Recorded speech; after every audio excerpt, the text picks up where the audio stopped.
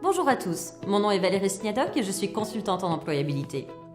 Aujourd'hui, nous allons nous attarder sur les erreurs à éviter en entrevue.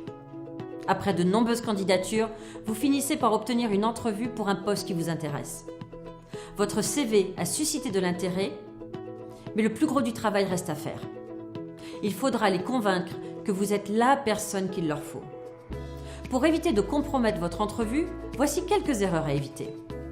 Erreur numéro 1, arriver en retard. Une seule règle, ne jamais arriver en retard pour une entrevue.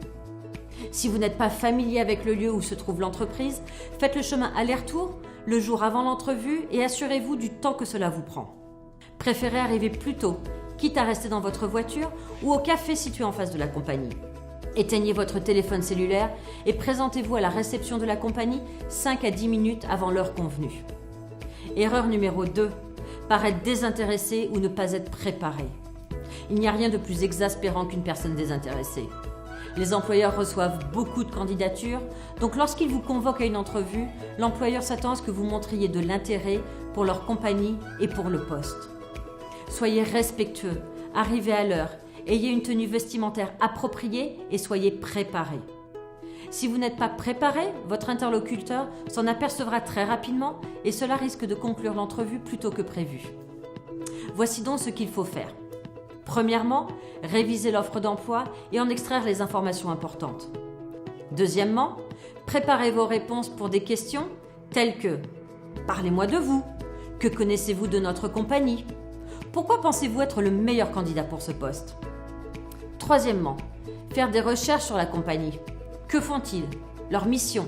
Quelles sont leurs valeurs? Quels sont leurs produits? Quels sont leurs marchés? Quatrièmement, faites des recherches sur vos interlocuteurs.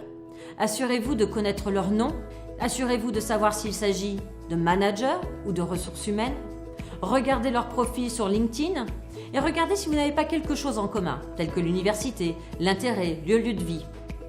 Cinquièmement, préparez des questions à poser à la fin de l'entrevue dont la réponse évidemment ne se trouve pas sur la page d'accueil de la compagnie.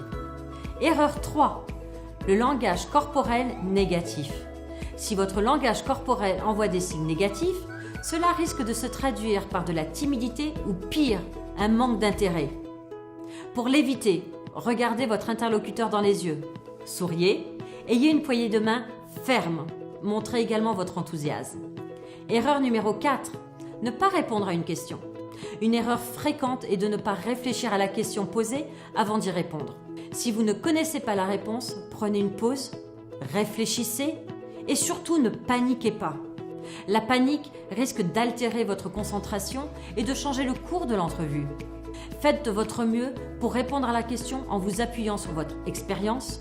Assurez-vous d'être clair et cohérent. Cela permet aux recruteurs de voir votre capacité à gérer le stress. Erreur numéro 5, ne pas faire de suivi. À la fin de votre entrevue, assurez-vous de demander quelles sont les prochaines étapes du processus, obtenir les coordonnées de vos interlocuteurs et envoyer un courriel de suivi dans les 24 heures suivant l'entrevue.